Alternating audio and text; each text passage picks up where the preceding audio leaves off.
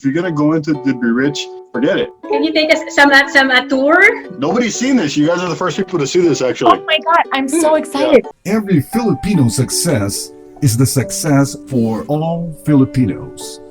This is the Pinoy Pride. Pinoy Success.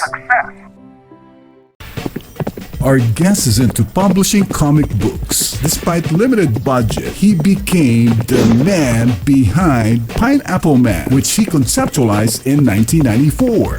The Pineapple Man series ran 4 successful issues, locally outselling Batman and X-Men comics. Another interesting about our guest is that he pioneered the use of 3D rapid prototyping technology in costume fabrication. Because of his exposure in the showbiz industry, he also worked in television and film, doing fight choreography, costume, weapon designs, and storyboards. Here's another Pinoy success. Please welcome Sam Campos.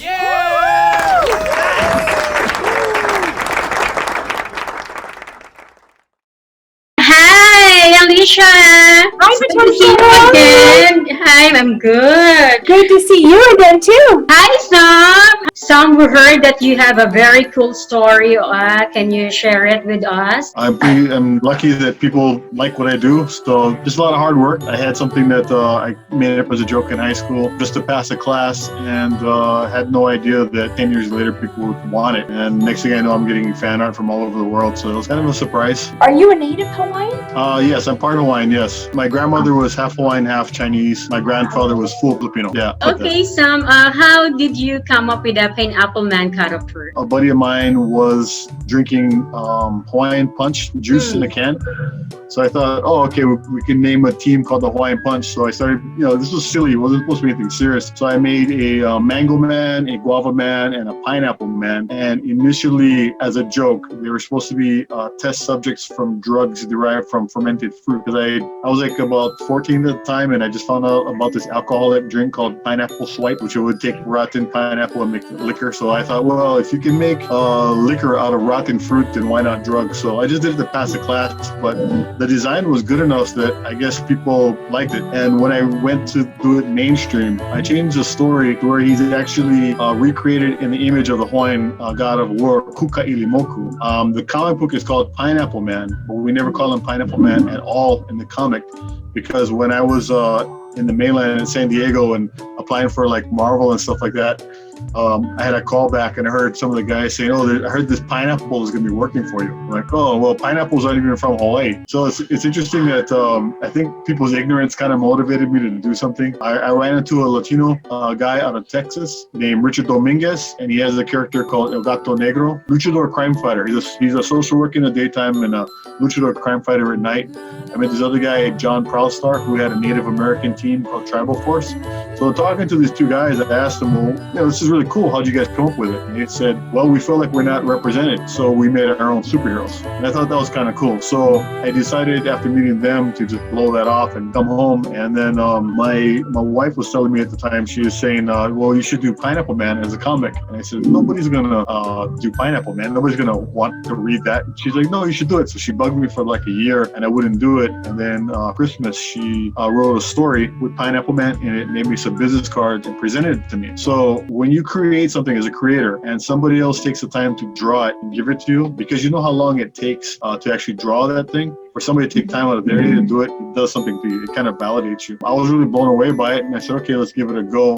And a year later, we were at San Diego Comic. And we, to my surprise, we outsold everybody in the independent publishers area. I sold my cars, I sold my furniture. Back in the day when we were doing this, to print books, you had a minimum print run of like 5,000 copies. And to try to sell something in Hawaii, we don't have that many fans. So it took a lot of money to do it. And we just kind of put everything in it and just gave it a go. And I was really blown away and surprised that people liked it. Yeah, and then in Hawaii, you did better than Batman and X-Men. So the first year we did great, and then the second year we're at Comic-Con, and as you know, being at Comic-Con, if you're a point of interest, a lot of people will come and talk to you. So I had a bunch of different news groups. I had the Soup, the entertainment show, come talk to me. I had CNN come talk to me. Where you're there for the week and you're working all day, so you don't really have time to watch the news. So when I got home from that trip, my phone was ringing off the hook. hook. And the funny part is, a lot of the guys who were laughing me out of their stores when I initially brought their book, they thought I'll go away with this. They were calling me back when the second book came out because we got all that press. People were buying them like crazy. Every 2 or 3 days, I had to go back to the stores and restock them. So that was. Then I got the numbers later on. They told me, yeah, you beat out X-Men and Batman. How is that even possible? So the number 2 book of Pineapple Man, because of that, is like the hardest to find. It blows me away because if you look on eBay, when they come up to like about $1,500, $1,600, and I don't even have a copy of number 2. Sam, you also work in Hollywood, right? Yes. So, what made you transition from working in Hollywood to comics and animation? Well, what happened was there was this actor that moved into my neighborhood, just came off the Bruce Lee movie. His name is Jason Scott Lee. And so we used to train together. And there was this movie that came up called Soldier, Kurt Russell. Jason said, we're training for this movie. We're working out the routines. And Jason and the trainers told me that they didn't like the fights, that if I could help. So we spent about 2 or 3 days coming up with about 6 different fights. In order to sell your point to the director, if you come with a routine and you have storyboards, because they need to visualize what they're seeing. Because you can talk about stuff and people can't see what you're talking about, they don't get it. So I had like a little bit of time, so I had to help choreograph these fights and storyboard them and get them out on the plane. Did you do all this before social media was really that big? It's been, I think what it is I've been really lucky because I had a good reputation. I was pretty easy to work with. I got my stuff in, I put in the hours, and because I had to work at, when I actually moved to LA, I'd be visiting friends on the set and guys would walk up to me and they go, hey, aren't you that choreographer from Hawaii? And I'm like, yeah. And they go, oh, do you have any work with you? And I'm like, oh yeah, I got some books. And then the stunt coordinator knew who I was, asked me if I had my stuff.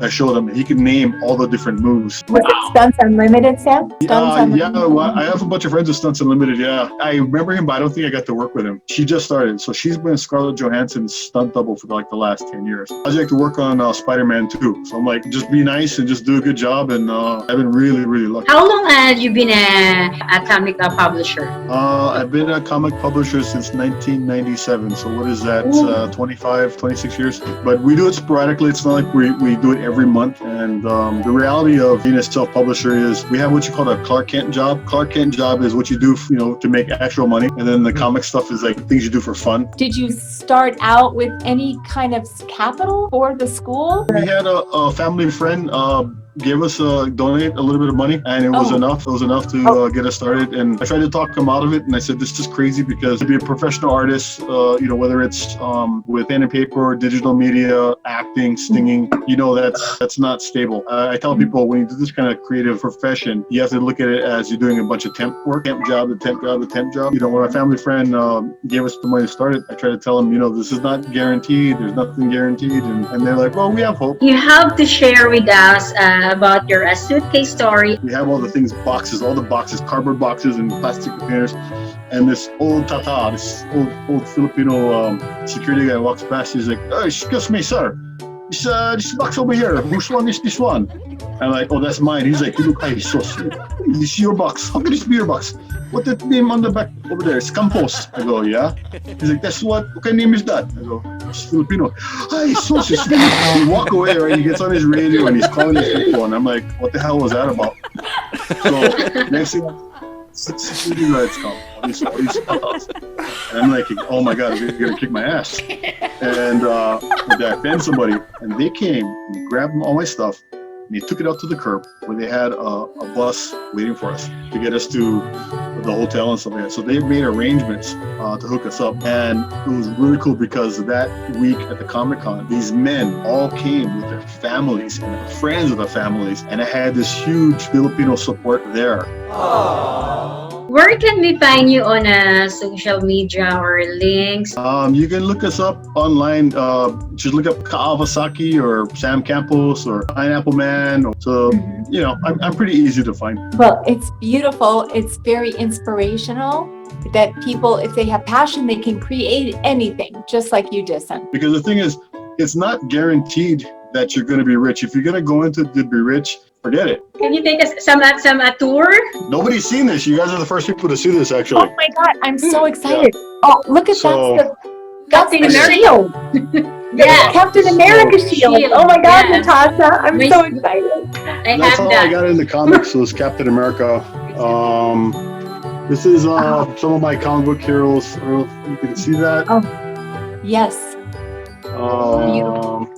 This is where I'm working right now. Mm-hmm. Some drawings. That's I amazing. guess. And what are these masks? Did you make those? Those are incredible. So this is from my production that I was working on. These are the characters I designed and created. Oh my. And when I was a kid, I grew up watching this show, which is Kikaida. And based on that, I was kind of inspired to make my own heroes. Wow. And we did a live action.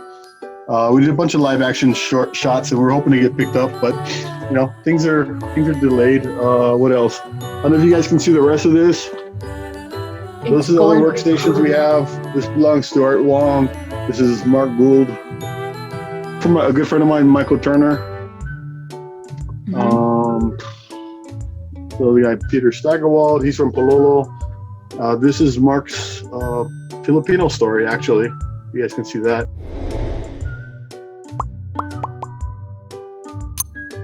Okay, Sam, thanks so much for joining us. Bye.